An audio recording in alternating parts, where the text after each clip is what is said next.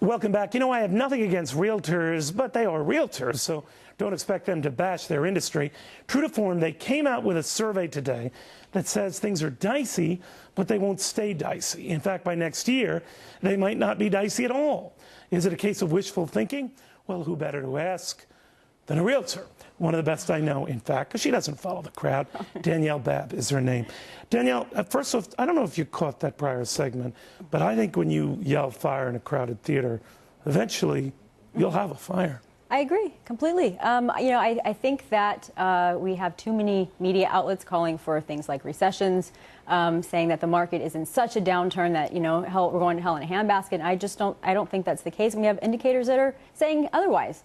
So what can you do? Yeah. And by the way, a lot of people always say, you own housing stocks and you're just an apologist. Not a single housing stock, okay? So let me get that out of the way. This report comes out today, written by all you realtor schmutty pants, and you're saying, hey, we see sunlight next year. Mm-hmm. Even optimistic economists are telling me, Danielle, it's the light of an approaching train. Mm-hmm. What do you say? I say that NAR, National Association of Realtors, is a great lobby organization and great cheerleaders. I don't think that they represent those of us who are using logic.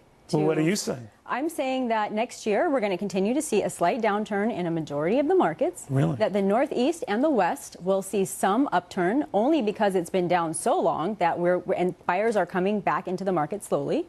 But that it's going to take a while for all of this to move out of the market and for the credit crisis to be released. After the president made his announcement last week, even though we had seen interest rates fall for about 3 straight weeks, we saw them inch up again about 1/4 of a point because the banks became nervous that they would need more money to protect and cover their assets. Well, now the assets have hit the fan because what's going to happen here is other lenders are going to say, gee, WAMU's out of the whole subprime thing. Mm-hmm. I'm getting out of the subprime thing. I don't need the bad PR. I don't need the exposure. Yeah. I don't need the headaches. And that is what creates a crisis. That's going to create a problem because a majority of the people who need the refinancing are people who are in the subprime category. And if banks are unwilling to lend to them, then it doesn't matter what plan we come up with to lock interest rates, which, by the way, are going to help very few people, in my opinion. It's irrelevant. The Bush plan is going to help very few? It's going to help very few people. When we read the details of it, these people need to have either a 228 mortgage, meaning it's fixed for 2 years and then goes to a normal mortgage for 28 years, or a 327. That's already eliminating 40% of the subprime borrowers, not to mention all of the other rules that are required. All right, well, I don't understand a word you just said, but it sounded brilliant. Here's what I think is going on. Mm-hmm.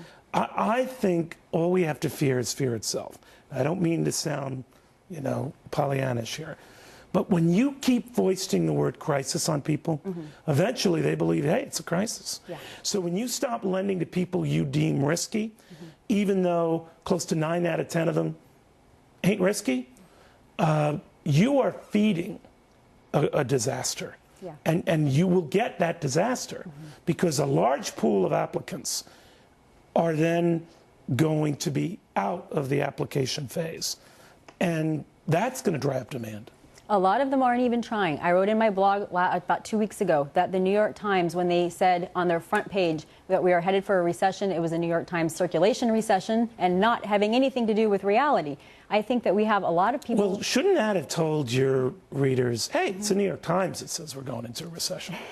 That's what I did tell them. And in fact, the writer who created the original piece put mine on his blog, and then we kind of had a little debate. But, I think that the more we call for something that is not right now a problem, the more we're going to have a problem later on down the road. Do you think that this will lead other lenders mm-hmm. to effectively say, we're out too, thereby escalating mm-hmm. this crisis? I think it will, and I also think that banks will be less willing to loan to each other even overnight to cover their reserves. And as that happens, there's going to be even less money available. So lenders are going to be super cautious. Super cautious. Buyers are going to be super reluctant. Yep. And your association that says next year is the turning point is going to be super wrong. They have been wrong 70% of all predictions in 2007. They've gotten it right 3 out of 10 times, and they have been the most... So do they fake it when they're so upbeat? I think I teach quantitative methods, and I tell my students that any organization, you need to look at researcher bias. I think they're some of the most biased researchers around. I think they're selectively picking and choosing the data that they want to report. So you don't buy it? I don't buy it. I'm a member of NAR because I have to be to get MLS access, and I know a lot of other people that are too. All right. Well, Danielle, they just called and they've taken away your membership. I wouldn't be Danielle, surprised. very good seeing you. You too.